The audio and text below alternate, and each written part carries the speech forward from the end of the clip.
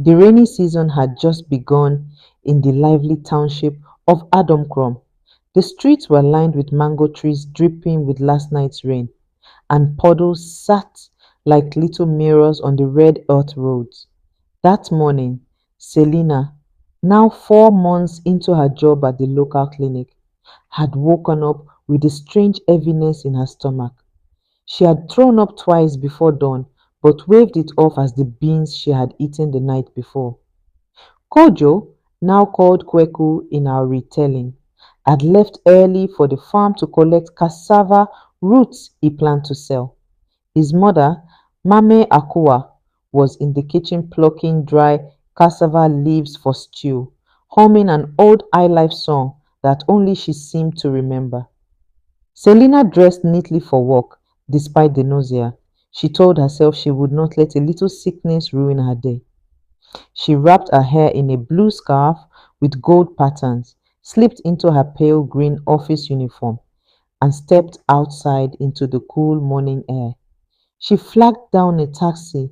Just as she was crossing the road to board, a rickety pickup truck zoomed past a puddle, and splash! A wave of muddy rainwater rose like a curtain and drenched her from head to toe. For a heartbeat, Selina stood frozen, dripping brown water down her cheeks and onto her freshly ironed uniform. People at the roadside gasped. One hawker even burst out laughing before covering her mouth. Selina felt her stomach churn again, this time not from nausea, but from humiliation. She sighed, too stunned to be angry.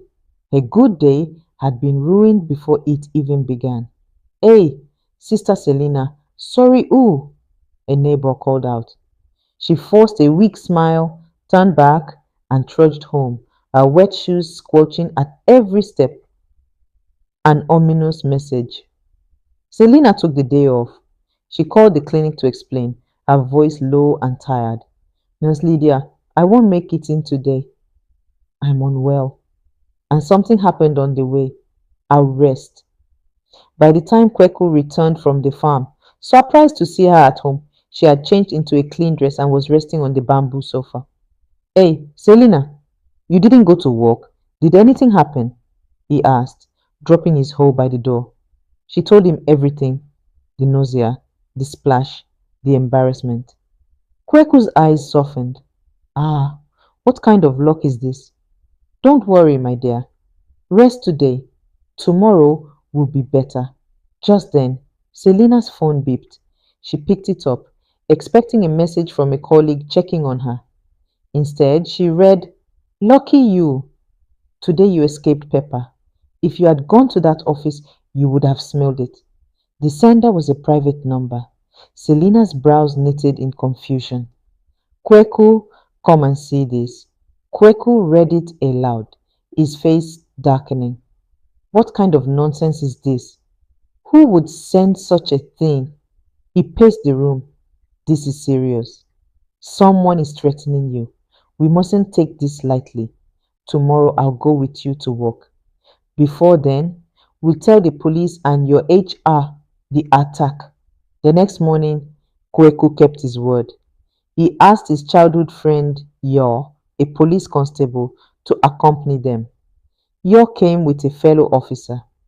As the car neared the street leading to Selina's clinic, two men on a roaring motorcycle suddenly swerved in front of them. The glint of metal in one man's hand told them everything. They were armed. Selina let out a sharp scream. Kweku! What's happening? Before Kweku could react, Yor sprang into action. He leapt out of the car with the speed of a cat, gun drawn. The bikers tried to speed off, but Yor's partner fired a warning shot in the air. The sound cracked across the street like thunder. The men panicked, lost control of the bike, and toppled into a roadside gutter. Within minutes, they were handcuffed and taken to the nearest police post. Under questioning, the two thugs confessed. It was Mr. Mensah, one of them mumbled. The pot-bellied man. He paid us. Selina's jaw tightened. Mr. Mensah, her former supervisor, the same man who had harassed her at the clinic months ago. That same day, the police arrested Mensah. For the first time in weeks, Selina felt a wave of relief, joy, and jealousy in the compound months past. Selina's nausea returned, but this time it brought good news. She was expecting her first child. Kweku's joy knew no bounds. He became even more attentive, fanning her when the heat grew unbearable, fetching buckets of water so she wouldn't have to lift a finger, and buying her favorite fried plantain from the market almost every evening. This sweetness, however, didn't sit well with Mame Akua. Hmm, the older woman grumbled under her breath one afternoon as she watched her son peel oranges for Selina. When I carried you, Kweku, who pampered me, now see how you parade around this girl because she carries your child. Selina only smiled, her belly round and glowing. She knew her husband's heart was with her, but the simmering tension in the compound didn't end there. Selina often craved particular meals. One day, jollof rice with goat meat. The next day, ripe pawpaw and bread.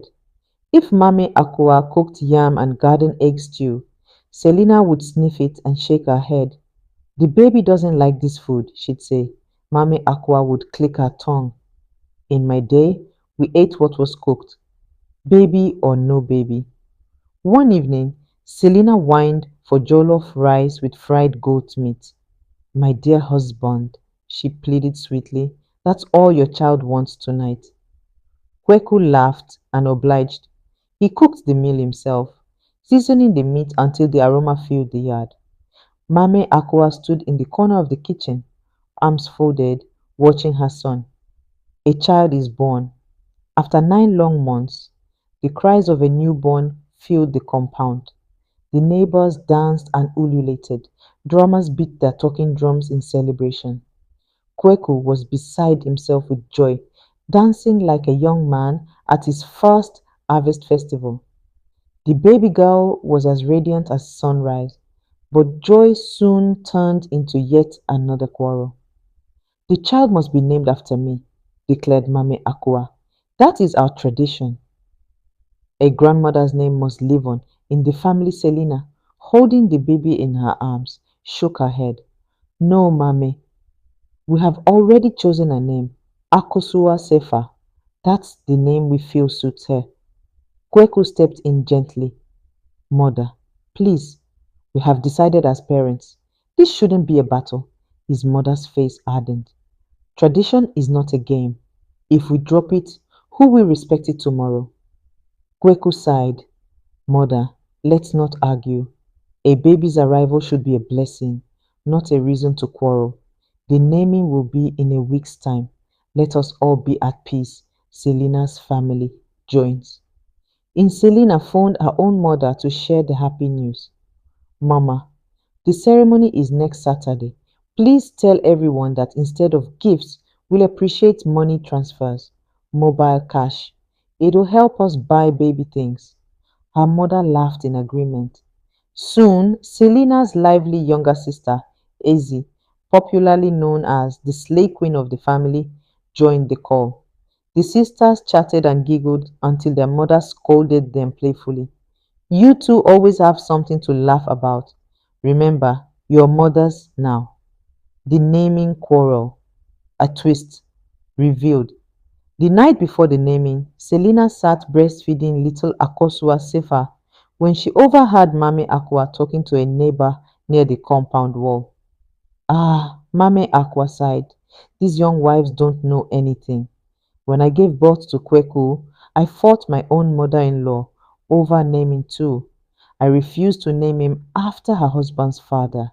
And now look, Selina wants to refuse me too. Life is funny. Selina's mouth fell open. The very tradition Mami Aqua was trying to enforce was the one she herself had once rejected. The next morning, Selina confronted her. Mami, so you too refused your mother-in-law when it was your turn, yet you want to force me now. How is that fair?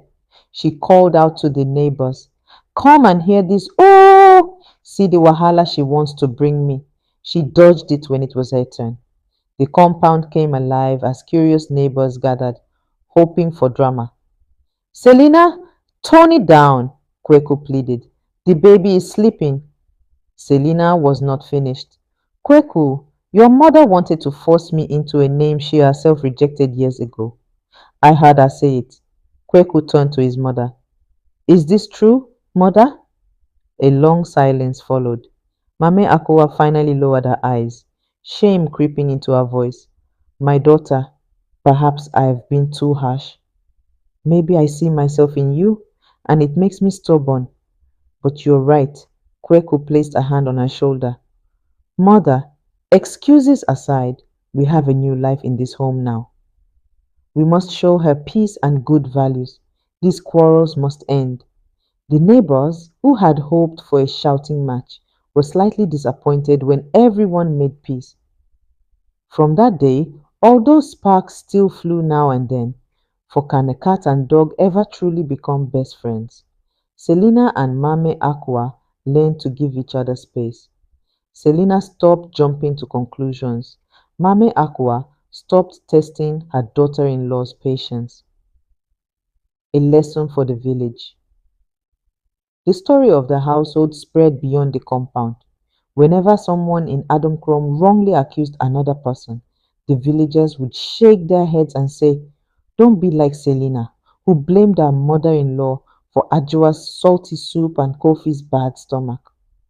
And when greed or jealousy reared its head, they would add, remember Kweku's house? Suspicion destroys faster than truth can heal. And greed. Greed always finds its own punishment. Moral. In every home, peace survives only when pride bows to understanding.